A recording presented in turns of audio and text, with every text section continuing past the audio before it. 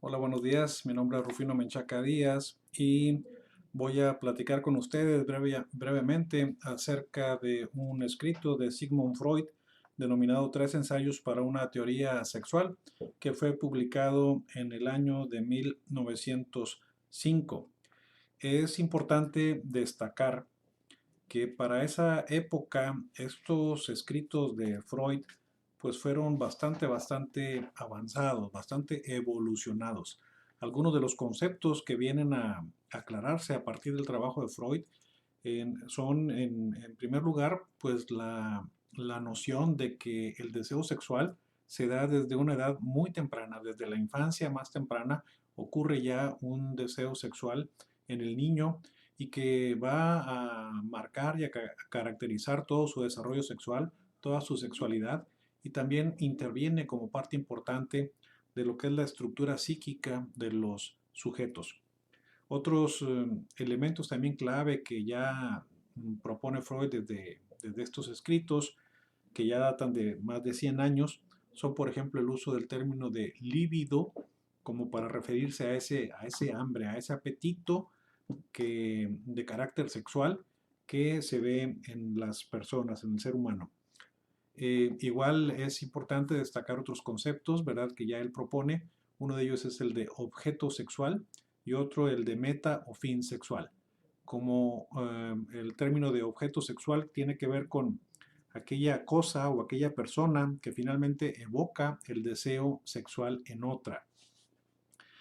Y se habla de un objeto sexual porque no necesariamente va a ser otra persona la que evoque el deseo en un sujeto. Esto es, no necesariamente el deseo va a ocurrir, el deseo sexual va a ocurrir entre un hombre y una mujer, sino que también puede ser el deseo evocado o desarrollado directamente hacia un, un objeto, como pudiera ser una cosa, como pudiera ser en el caso del fetichismo, o no necesariamente va a ser también una persona adulta, un hombre o una mujer adulta, el objeto de deseo. También puede ser incluso un niño, como es en el caso de la pedofilia.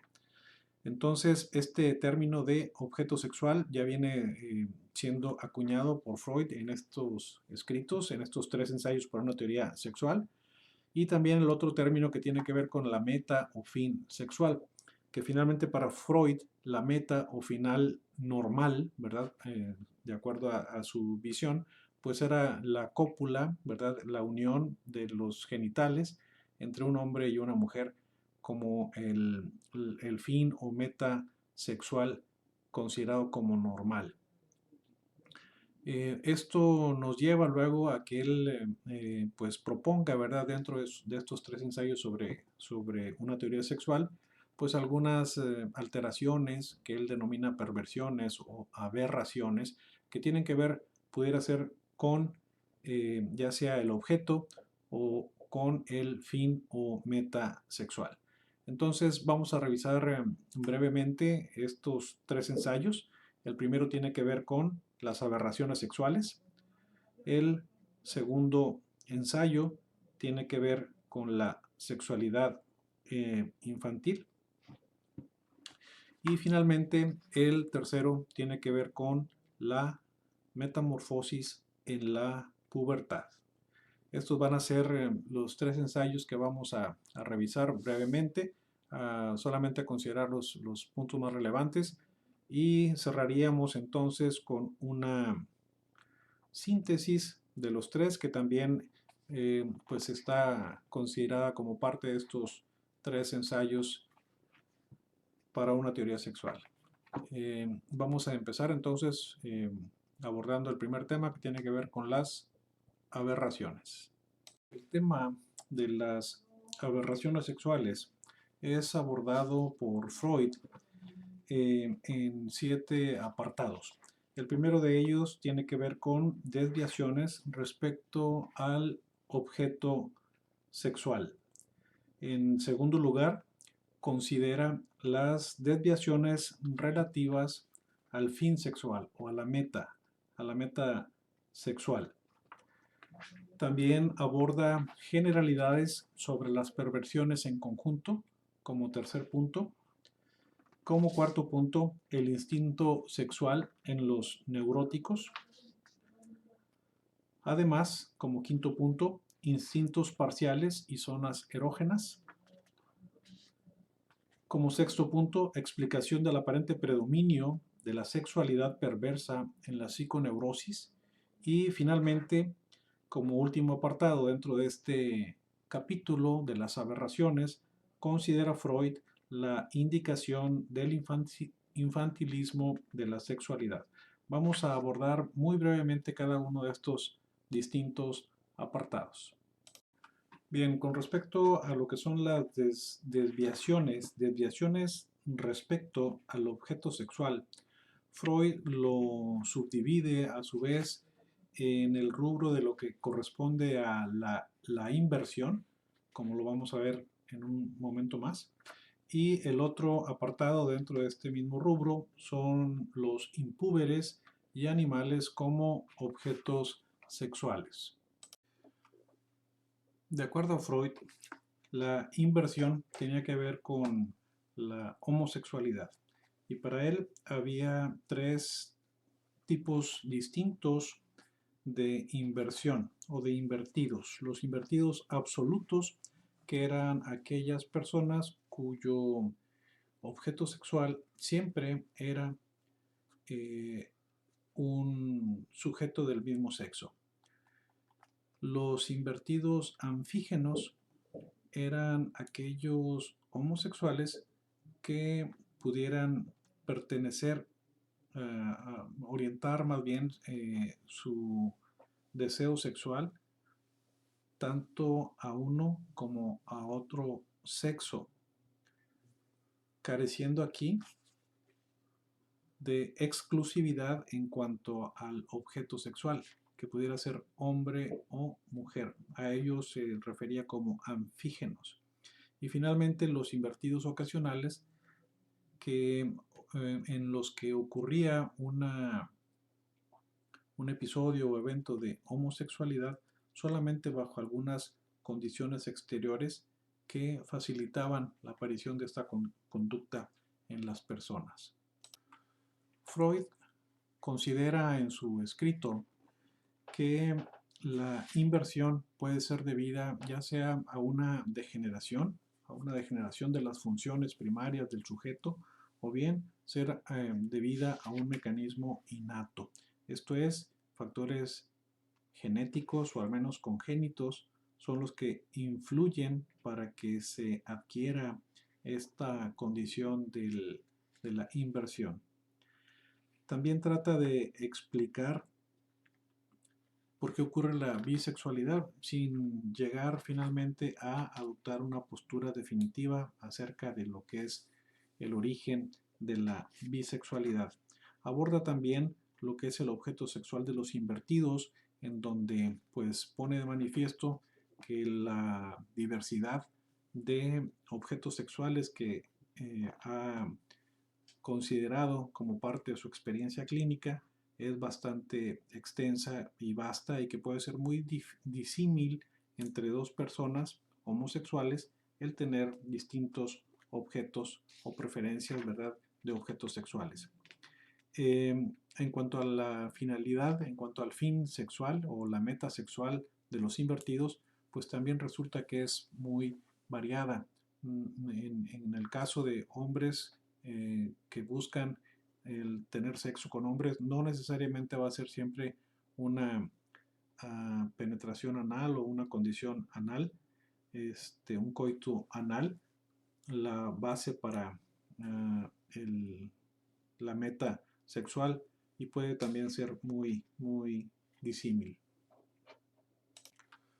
Freud aborda también lo que es el sexo con impúberes y animales como objetos sexuales, señalando que si bien pues, pudiera tratarse de una tara, muchas veces la única, ¿verdad?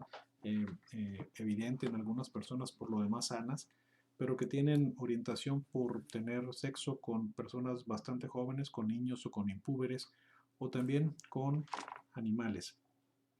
Destaca pues que algunas de estas personas pudieran sufrir de retraso mental, aunque no es necesario, ¿verdad?, esta condición para que ocurra esta orientación sexual en algunas personas y también pues lo asocia a civilizaciones desarrolladas, ¿verdad? Anteriores, antiguas, donde la práctica del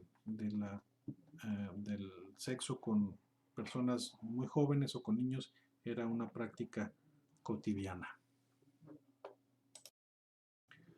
Las desviaciones relativas al fin sexual pues tiene que ver con algunas transgresiones anatómicas, como pudiera ser la supervaloración del objeto sexual, el empleo sexual de áreas del cuerpo como mucosas bucales y labiales. También aquí define, ¿verdad?, como una alteración, una aberración, el empleo sexual del orificio anal y también destaca pues la importancia erógena de otras partes del cuerpo. Igual aborda lo que es la sustitución de un objeto sexual, ¿verdad? De una persona hacia un objeto sexual, en este caso hablando particularmente del fetichismo. Como parte de la fijación de los fines sexuales preliminares, Freud destaca también lo que es la aparición de nuevos fines sexuales, donde pues considera algunas conductas, ¿verdad? Muchas veces previas al intercurso, en donde pues se practican ciertos actos a través de caricias o de besos que favorecen el desarrollo ulterior de la actividad sexual. Dentro de este rubro, pues habla de los tocamientos y contemplación, que si bien son parte preliminar normal del intercurso, de la conducta sexual, en ocasiones pueden llegar a ser también aberraciones cuando se presentan de manera totalmente aislada, como en el caso del voyeurismo, del exhibicionismo y del voyeurismo. El sadismo y masoquismo pues también lo considera y él señala que se trata de un mismo continuum en donde la persona que es masoquista usualmente pues también va a tener características de sadismo y viceversa.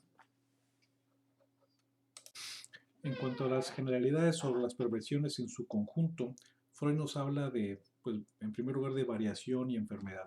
Variación porque la forma como se presentan cada una de estas aberraciones puede ser muy diferente entre una persona y otra, entre un sujeto y otro. Lo mismo, no todas las perversiones necesariamente van a caer en el terreno de la patología o de la enfermedad. Hay ciertas aberraciones, sin embargo, cuyas manifestaciones son tan intensas, tan floridas como la coprofagia o como la necrofilia, que necesariamente deben considerarse como enfermedades o como patologías. También nos orienta, ¿verdad?, a que existen ciertos mecanismos de resistencia para que la actividad sexual no sea totalmente desenfrenada, como pudiera ser el pudor o incluso la repugnancia para realizar ciertos actos que contribuyen a limitar la actividad sexual de los sujetos. En cuanto al instinto sexual en los neuróticos, Freud considera que el psicoanálisis pues, es una herramienta importantísima para demostrar las aberraciones y alteraciones que los trastornos neuróticos usualmente manifiestan como alteraciones sexuales. Los hallazgos del psicoanálisis tienen que ver sobre todo pues, con los mecanismos que ya hemos revisado acerca de lo que es la represión. La represión, sobre todo en este caso represión sexual, que lleva a que se generen ciertas condiciones psicopatológicas bastante características, como pudiera ser la histeria o el trastorno obsesivo o la perversión. Entonces, sí, el psicoanálisis es considerado como una herramienta fundamental para dar también manejo, tratamiento, abordaje a esas alteraciones, a esas aberraciones sexuales y pues alcanzar una mejora para los sujetos. Freud también habla acerca de los instintos parciales y zonas erógenas, considerando pues a los instintos como parte de la vida psíquica, en donde el instinto tiende a ser pues un, un concepto tanto psíquico como físico y tiene que ver pues con la excitación de ciertos órganos internos que llevan a la generación de ciertas conductas o de ciertos comportamientos relacionados con ese instinto. También habla sobre las zonas erógenas que no necesariamente van a ser limitadas, ¿verdad?, a los genitales, sino que se pueden extender a otras áreas, como el área bucal o las otras áreas de la piel, que finalmente cobran un papel muy importante en algunas psicopatologías, esas diferentes áreas, zonas erógenas que no son necesariamente los genitales. Finalmente, como indicación del infantilismo de la sexualidad, Freud propone que pues, la mayoría de las alteraciones psicopatológicas tienen que ver con problemas que ocurrieron en la esfera sexual desde una temprana infancia y que pues el deseo sexual finalmente es algo congénito y que va a marcar la vida del individuo prácticamente pues, desde su nacimiento.